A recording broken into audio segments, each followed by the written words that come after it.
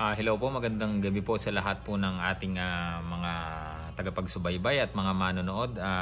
Ito nga po, naglabas na ng pinal na anunsyo itong Premier Boxing Championship dito po sa laban ni ng ating pong si Cuadro Alas, Janrael Casimero, laban po dito kay former 2 Division World Champion at ang kasalukuyan pong WBA regular bantamweight champion na si Guillermo Rigondo. Marami nagtatanong sa akin bakit daw ganoon, parang lumalabas pa si dun sa billing nung poster, lumalabas pang parang si Cuadro Alas pa itong challenger, or underdog.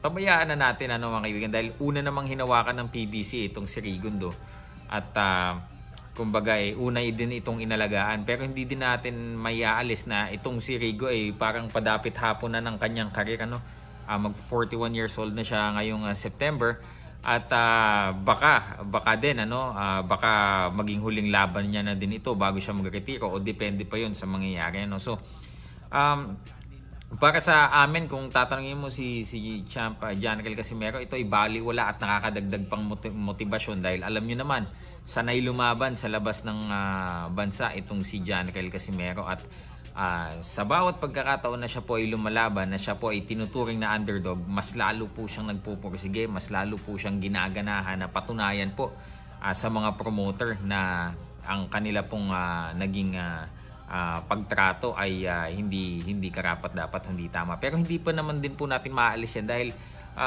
kagaya nga po ng sabi ko kanina, una pong nasa poder ng PBC po itong si Guillermo Rigondo, and this kind of treatment is almost expected, So sabi nga dito mga kaibigan, Premier Boxing Championships fight announcement: 2 Division World Champion Guillermo Rigondo will face Bantamweight World Champion Janrael Casimero for his WBO belt in a headlining clash live from Dignity Health Sports Park and on Showtime Saturday, August 14 at 10 p.m. Eastern Time, 7 p.m. Pacific Time. Visit our website for more fight night details. And kung sa mga nandito po natin, kababayan na nandito sa US, maging yung mga ibang lahi po na mga fans ng boxing na gusto pong kumuha ng ticket, bumili ng ticket, you can visit PBC website.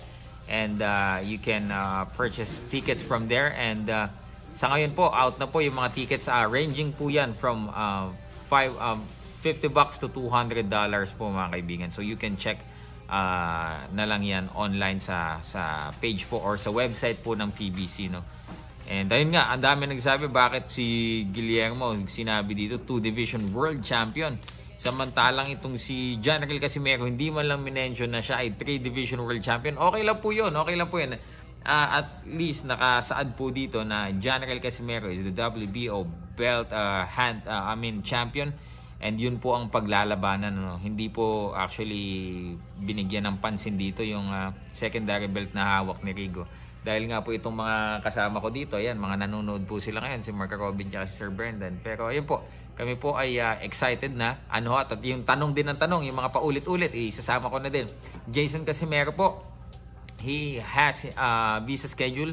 Ang gagawin na lamang po niya na ipapa-expedite po yan sa tulong po ng Senate, ng office ni Senator Manny Pacquiao, para po siya ay mapagbigyan na mapabilis po ang kanyang pagproseso ng kanyang visa. Of course, madami din nagtatanong, si Easy Meal pa?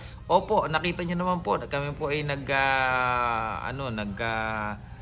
kauna ng pagkakataon na mag-meeting at kami po ay nag-uusap. Meron po kaming group conversation kung saan inaayos na po namin yan. And of course, we would like to thank Doc Mike Sakalam for Doc Mike Elds, yung kanyang Facebook for making this partnership possible, kasi siya po ang sumalo o nag-shoulder ng ilang mga gastusin na kailangan for the Easy Meal partnership. Yun lang po mga kaibigan, at abangan nyo lang po. At si Janrael Casimero po ay pabangis na ng pabangis ngayon, at we are down to our last 6 sessions po in sparring before we parang relax 2 weeks prior to the fight and making weight po. Yun lamang po, at patuloy po kayong umantabay sa aming mga pages, Cuadro Alas, It's My Boy, of course, my channel Silver Voice TV. Ang channel ng ating kapatid, si Cinematic Access, Viva Promotions, Brandon Gibbons, and yung ating pong si bagong kasama dito at na sumiilalim na din sa initiation, Super Saiyan na din, si Jonah Sultan. Check nyo din po ang kanyang YouTube channel. Yun lamang po, at lagi po kayong umantabay. Maraming salamat po. Magandang gabi. Oh yeah.